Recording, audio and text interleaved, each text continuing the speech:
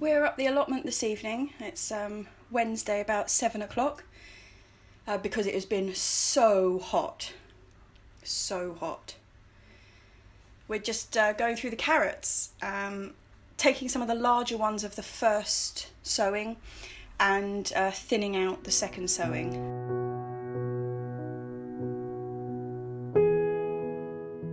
I'm also going to be sowing 2 new rows. I'm doing another row of Touchon and another row of Chantenay red corded. But the carrots are looking really good this year. It looks like last year wasn't actually a fluke, which is quite nice.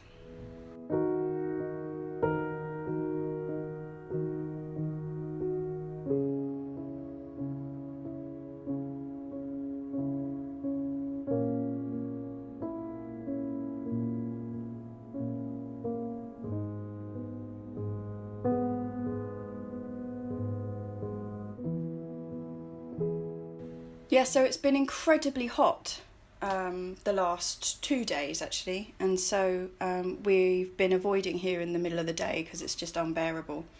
But about now it's gorgeous. We've been bringing a glass of wine up and having a bit of a discuss.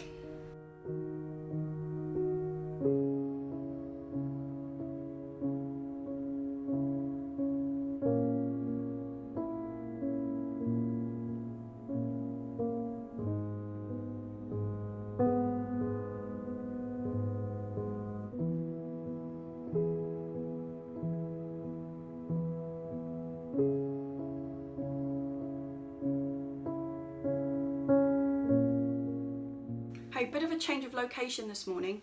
I actually wanted to give you an update about the neem oil.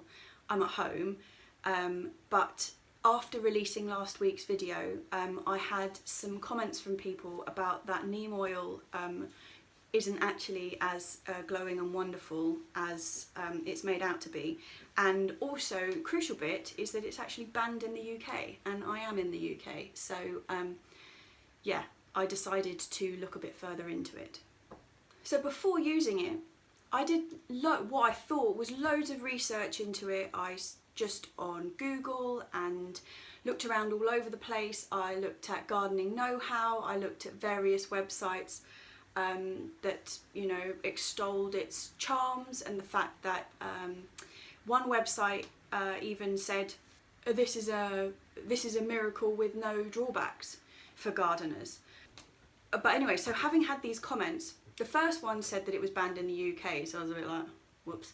But then you think, well, why is it banned in the UK? It's a bit of an arbitrary thing to do if it's as harmless as they say.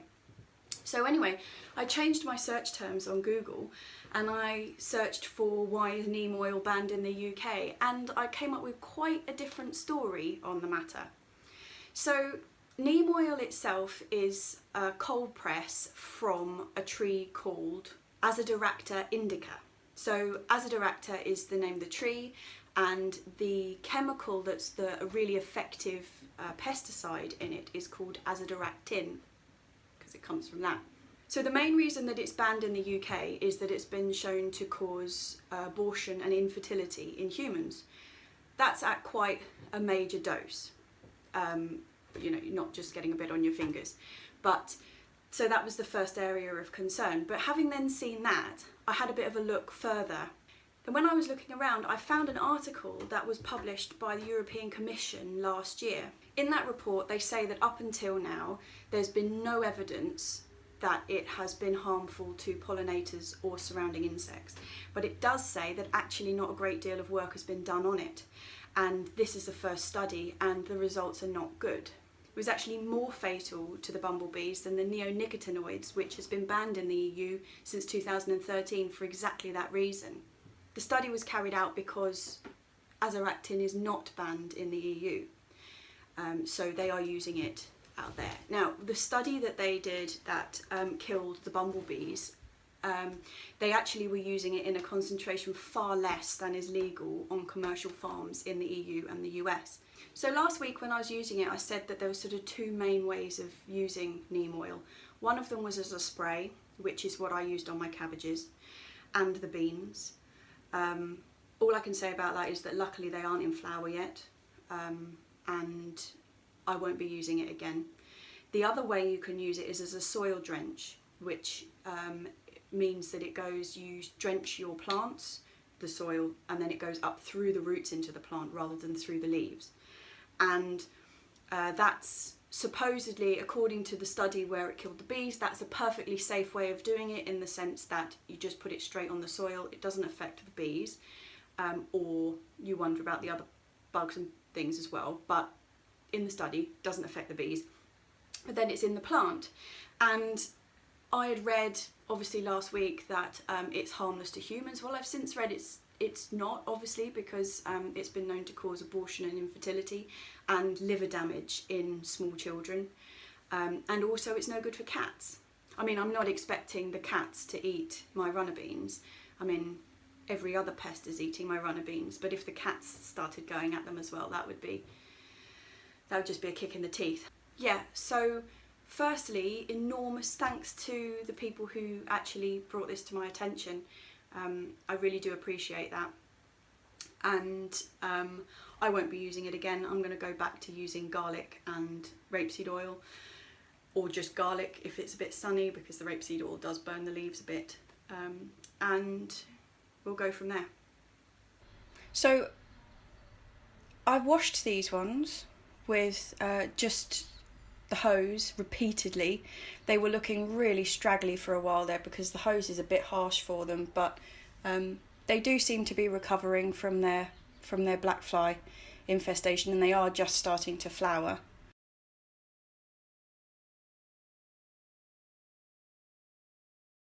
But they are starting to take off, which is encouraging. The Taiwan beans are doing nothing. These ones weren't sprayed with neem oil, so it's got nothing to do with that. But they're just really stunted, which is a bit of a shame.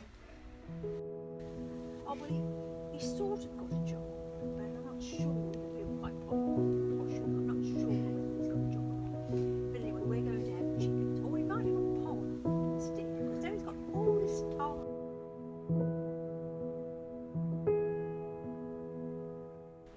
So I know that a lot of allotment sites you're not allowed to use hoses, and also that sprinklers are considered to be pretty wasteful ways of watering.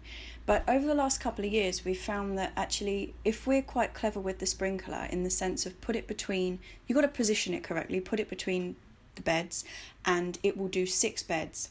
So an hour's watering on those 6 beds just with the sprinkler, the water penetrates the soil really, really well.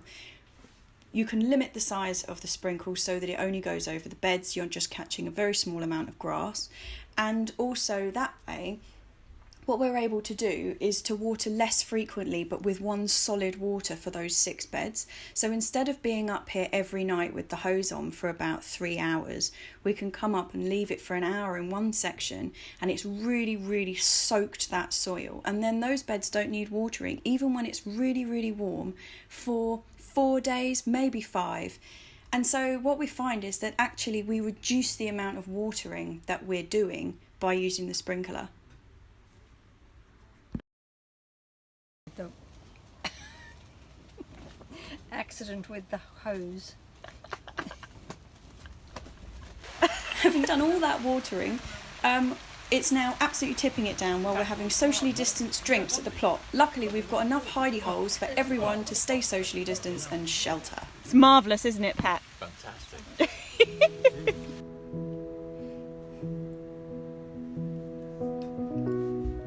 So, a bit of an update on the brassicas. Plenty weeds. Mum's just taking the weeds out. That's clover. We've got that absolutely everywhere. It's a bugger. But yeah, so I planted these out in vlog, well, it must have been about 4 weeks ago now. This is the curly kale. They've grown really well, really strong. And these are the 2 newer Cavallonero. And these are the 3 that I planted, must have been about 2 months ago now. But they're looking good. Couple of holes, not too bad. Not too bad. And we're having some of this for dinner. So you pick Cal, just take that leaf off. You pick Cavallonero by just taking the lower leaves and you go up, which as the plant grows you get this sort of bare stem and it keeps producing from the top. These leaves are pretty good actually. There's not too much in the way of bugs, a little bit of whitefly, nothing a bit of salt water won't cure.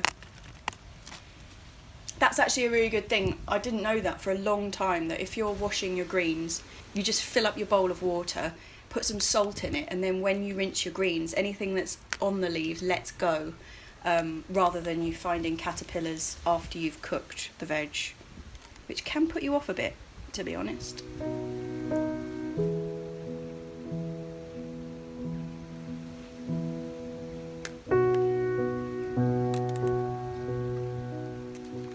So that's probably enough for dinner. So on the other bed that I planted up at the same time, the tree cabbages are just growing like triffids. They look fantastic.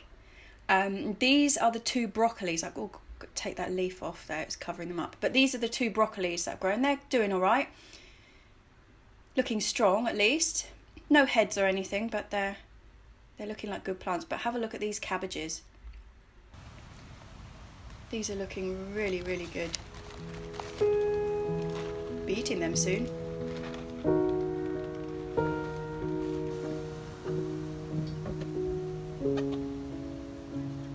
Don't you do? Come on, girlies.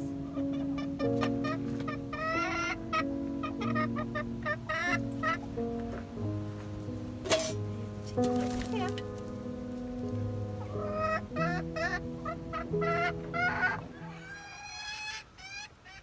I don't know why she's sitting like a pancake. Come on. Morning. It is Sunday and I'm in the chicken house. So we've been keeping chickens for about 7 years up here on plot 37. The first 3 we got were proper full-size chickens. That was Tracy, Vivian and Frida. Unfortunately, Frida wasn't a very well chicken and she lasted about 6 months and she wasn't very well. She had to be put down by the vet in the end. We had our first incident with the fox with Vivian, which was pretty awful. So then we still had Tracy, and Tracy was on her own. And then we got 2 bantam hens and a bantam cockerel, and they were absolutely stunning. They were Wyandottes. I'll show you a picture of them. They were just the loveliest chickens. They were Bee, Olive and Horace. Gorgeous, gorgeous chickens. We really loved them and they were tame as anything. They were just such lovely chickens, and unfortunately they were really super smart, which was a real problem because we had a storm up here, and I'll show you the old house that they used to live in that we don't use anymore, but the storm blew the top hatch off, or like that hatch that's on the other side of the cage off, and all 3 of them were got by the fox, which was, God, that was absolutely awful. Overnight, so when we came back up in the morning it was just feathers, and yeah, that was really sad because they were just lovely chickens. But Tracy, not being smart enough to get out of the hatch, was still in bed basically. She was still absolutely fine.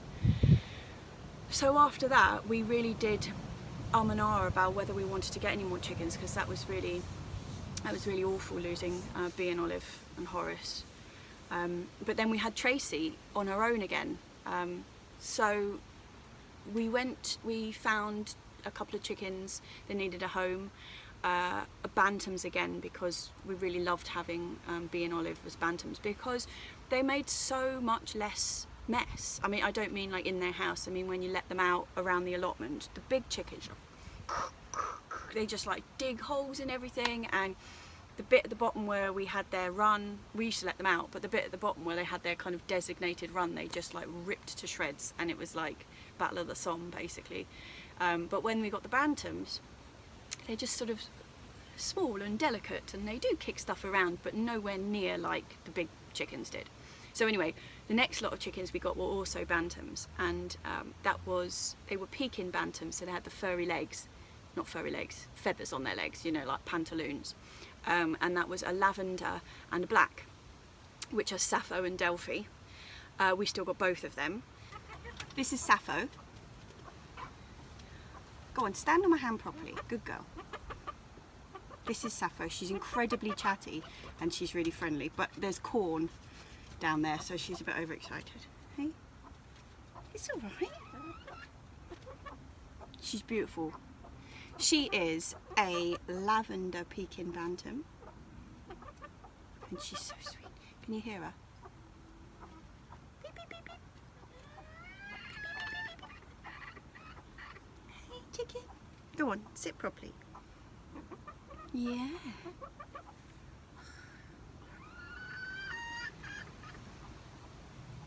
I'm gonna get you.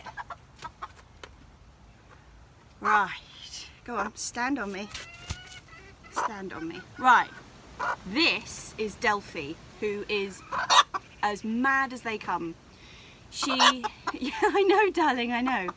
She's cross. She's really angry because she's broody. She doesn't like coming out of her house. Yeah, I know, darling, I know. But she's broody. She also thinks she's a cockerel, which must be pretty confusing. I'm going to put her down before she... Delphi has quite a lot of psychological problems. She is a pretty angry chicken, and she is broody most of the time. Like, it's only meant to last 21 days being broody, but she's broody 6 months of the year basically. Doesn't like coming out, but she also thinks she's a cockerel, which is a bit tricky because she tries to mount the other chickens, and also she's changed her body shape. So she's, instead of being like a roundy chicken with a face and legs, she's now totally upright, tucks her bum in really long legs and sticks her head up like this. And she crows like a cockerel. When Tracy died of old age, she was pretty old, she had a stroke. She was a magnificent chicken. After she had the stroke, she recovered.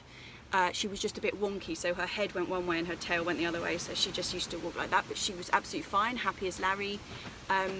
But she had a tumour in her nose. Yeah, she had to be put down by the vet in the end. So after the demise of the Trace, we got another couple of bantams, which now gives us the 4 we've got now. Right. This is Lua. She's normally quite difficult to get a hold of, so this is a miracle. She is the bottom of the pecking order, and as you can see, she's got quite a few feathers missing on the top of her head because Delphi bullies the hell out of her. She goes through phases, so like every couple of months she gets them all back again, and then she looks like a glorious lion mane because she is a magnificent colour. You see, oh, she's beautiful. She hates this, by the way. She's not going anywhere, but she hates it. She is a Colombian buff. Are you going to go down? Where are you going? Go on. Now, the only other one I've got to catch to show you is Fleur, who is my favourite. She's really a lovely chicken, but she's as fast as lightning.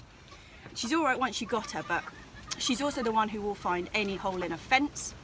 She comes charging after you if you go near the shed because she thinks she's getting some corn. She's just a really lovely chicken and she's beautiful. So yeah, I'm going to try and get Fleur. So this is Fleur. She's magnificent. She's smart as anything and she's beautiful. But like I say, there's corn and goodies going on down there, so they're not impressed by being picked up and shown off to camera.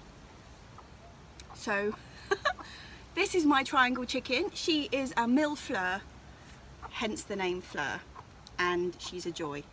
She's so sweet. She's a lovely chicken. Are you ready to go down, Fleur? Look at those feathers. They're beautiful. They're beautiful. Go on, I'll put you down. I'll put you down. Oh. Oh, look up.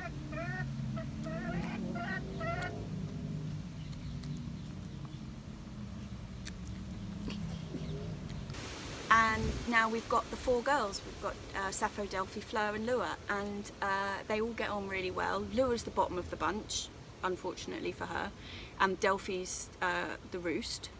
And yeah, like I say, she keeps trying to mate with the other chickens, but that's like not really happening for her.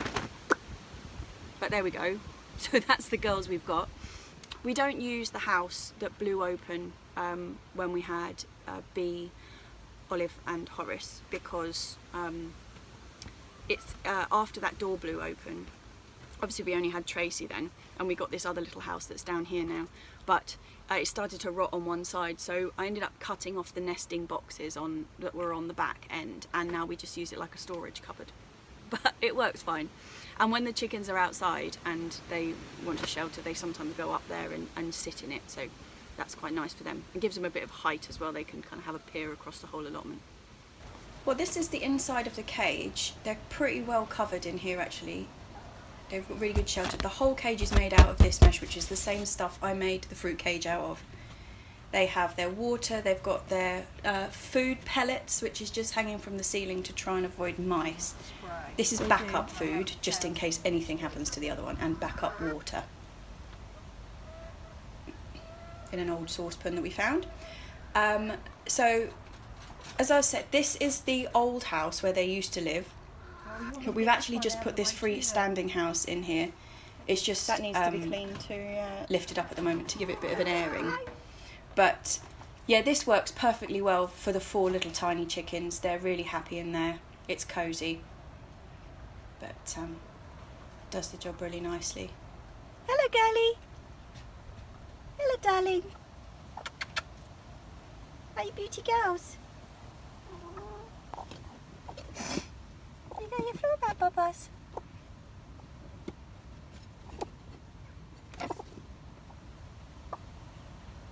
Yeah.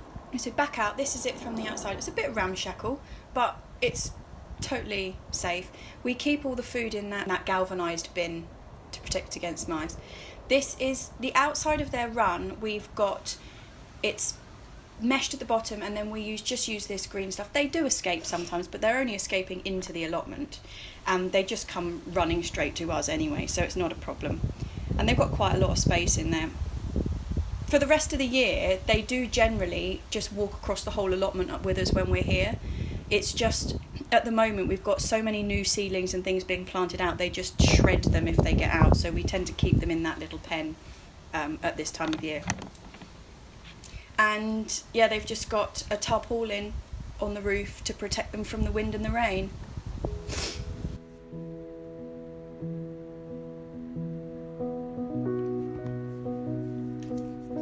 Okay, look how quick these have grown. These are the so these ones are the peas, and these are the Blauhilde that I planted last vlog, amazingly. Yeah, they've grown really well. I'm going to put them in today. Now I'm not using neem oil, which is what I thought was going to be my saviour. I'm going for quantity to try and beat the black fly. And I'm just going to plant them in this arch here where the other beans are going to be. Last vlog when I was talking about it, I was saying that I'd done this process last year accidentally by planting a second wave of beans up the same arch, and it worked brilliantly, so I'm just hoping it's going to work the same this way. The French beans are quite a tame bean. I would never plant this many beans at the bottom of the arch for, say, the runner beans, which kind of go mental and scramble all over each other. But these French beans, they're pretty well behaved, so you can kind of put more plants along the bottom and they don't tend to crowd each other out too much.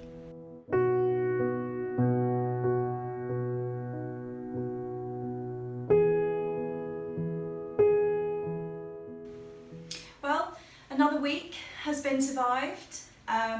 It's absolutely tipping it down out there at the moment, so it is a soggy Monday evening cheers that I say to you. So you know the garlic chives that I sowed last week, the one that came through before, can you see him? That was the one that I had already from all the sowing. Well, this new sowing I've got 4, which I think is definitely an improvement. I mean, it's still a pretty piss poor blooming germination rate from like half a packet of seed that I put in there. But, you know, I'll take 4. That gives me 5. Getting there. I still haven't potted up the sweet potatoes, which is a bit daft because we probably won't get any sweet potatoes now. It's a bit late. But I've got to get on that. And in fact, I might do that now because I'm going to transfer these from being in water to soil by just mixing in this pot a mixture of soil and water, and then sort of slowly, although now they're really entangled.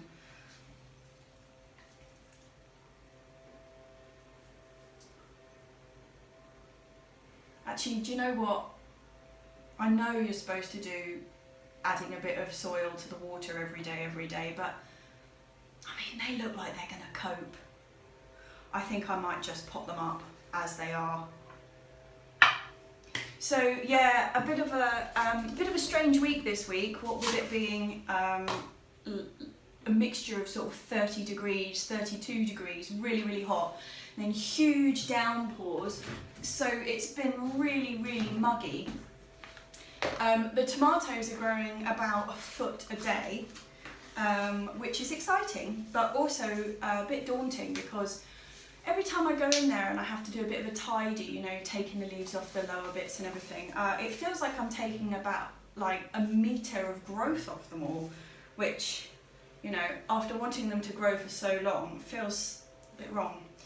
But, you know in the long run that is what you're supposed to do, but it doesn't make it feel any better at the time. Just chucking masses of plants' growth out. It's a bit like when you're thinning carrots. God, I find that difficult. Like a perfectly good, beautiful young carrot that could easily turn into, you know, proper beefy carrot. Yeah, just ripping it out of the ground. The sacrifice of the few for the many. Although half the time it feels like sacrifice of the many for the few when you're doing carrots, because you have to take so many out. But, so you saw right at the beginning of the video that actually the carrots are looking really good, which is incredibly exciting, because I absolutely love carrots. And last year I had quite a lot of success with them, but that was the first year I've ever really managed to grow them. Having always, you know, forked or like just sort of not matured into anything, having masses of top growth and nothing on the bottom half. And yeah, but this year it's alright, and last year was brilliant, so that's pretty good. One other thing, this is just out of interest, I've just got really into making sourdough, and we started the starter ourselves and kind of went through that whole process. If anybody is interested in hearing about how we did that and how we went about it, let me know underneath, because I might include a segment. At the moment, a lot of what's going on at the allotment really is just picking, basically, picking and watering. And so there's like quite a lot of other things that I do, so pickling and bread making and sourdough starting and all of that kind of stuff, that if anybody's interested, I might either include it in these weekly videos of what I'm doing, or I could just do a separate video if all of you are interested in vegetables and don't really want to hear about bread. But the bread's really good. But yeah, anyway, I digress. It was nice to introduce you to the chickens. I'm going to be putting a little fact sheet about chickens on my website, and also some links to some really fantastic chicken keeping gurus that I know. So if you've got any questions about chicken keeping, I will have them listed for you. So if you did enjoy the video, give me a little thumbs up below. If you haven't subscribed already and you enjoyed it, please do. And drop me a line. I'm slowly catching up with comments on Instagram after realising I was missing half of them, so I'm working through them, and I always love to hear from you below.